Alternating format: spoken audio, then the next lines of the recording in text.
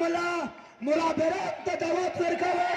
چې دا روسي چې سره خپل خیالات اظهار وکړو او تاسو په پروارینه باندې مرحب او پاکه ولګوي مرابران اچکزي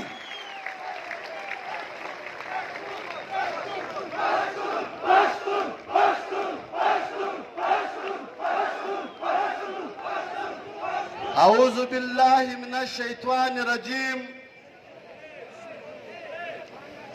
بسم الله الرحمن الرحيم نحمده ونصلي على رسول الكريم شروع کوم د لوی خدای په نامه چې ډېر مهربانه او رحیم ذات دی د پښتون تحفظ مومنت پر سټیج ناست رهبر تحریک منظور احمد پښتون په اجازه پر سټیج ناست ټول مشران او دلته په پانډال کې ناست د ټولو سپین ږیرو ځوانانو په اجازه د لرو بر افغان د ډېرې پیاوړې ننګیالۍ او شملورې خاورې وانه ټولو عاجزانو قریبانو دلته د سردار عارف وزیر شهید په کلي کې د ده په وطن کې چې کومه لنګوټه نن زما پر سر کښېښودله په افتخار سره د دې لنګوټې او د دې شملې ډېر قدر لرو انشاءالله دا لنګوټه به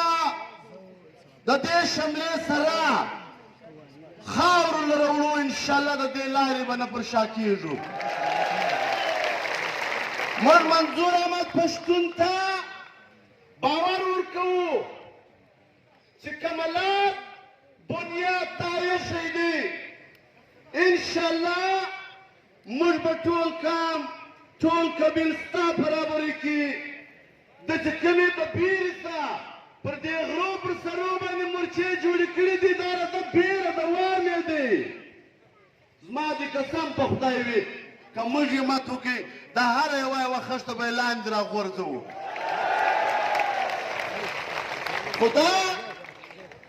په عزم باندې کېږي دا په باور باندې کېږي تاسو به په پښتون تحفظ مومنټ باندې دومره باور کوئ تاسو به په پښتون تحفظ مومنټ باندې دونه باور کوئ چې پر سټیج ټول ناست مشران به انشاءالله ستاسو پر سرو باندې خپل سرونه خاورې کوي لکه سردار عارف وزیر چې خاورې کوي لکه ارمان لوني چې خاورې کوي موږ بیریږو نه موږ د خدای را لاندې د هیچا سم نه بیریږو مرګ حقه پیله ده کل نفس ذایقة الموت ټول به مرو یو هم دلته نه پاته کېږي خو جنګ په دې دنیا کې د بدبخت او د نیکبخت شروع دی خوښستۍ ده علماء حق به د الله فرمان چې پر محمد رسول الله باندې راستولی دی د دې تابعداران وي خپل مقتدیانو ته به صحیح پیغام رسوي د محمد رسول الله پر طریقه به رسوي علماء صوبه د کیلو چمچې وي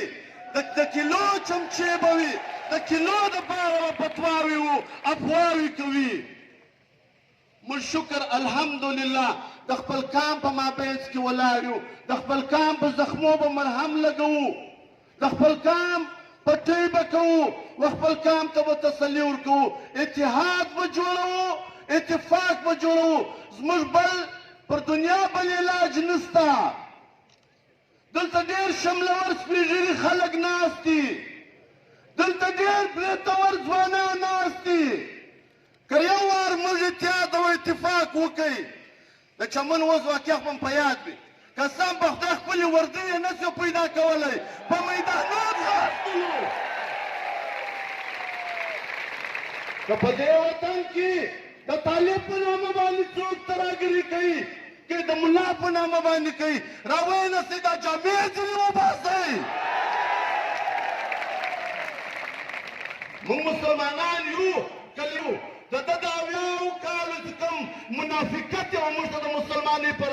نامه راڅرمه کړی ولو موږ نور دې ته تیار نه یو د ده منافقت ومنو. منافقت نور نه منو. دلته دوی وایي چې آئین کې قانون پاس شوی دی چې 2 کاله سزا او دومره د پارلمان چې کوم قانون پاس کړی دی و دې ته ډېر وختي هالیوډ د الله پارلمان ویلی دی. موږ هم نن دلګانو ورته وایو د دلګانو پاس قانون موږ نه منو. د دلګانو پاس قانون موږ نه منو. را دي چې د سیالانو په شان په سره کښېنو لیکن په دې پارلمان کې سیالي نشته. زموږ سره مذاکرات وکړه په اسلام آباد کې علي ناست و محسن ناست ولو د څونه عمل درآمد وکړو نو خدای اختیار نه لري. دی اختیار نه لري. ورونو اتحاد کوو اتفاق کوو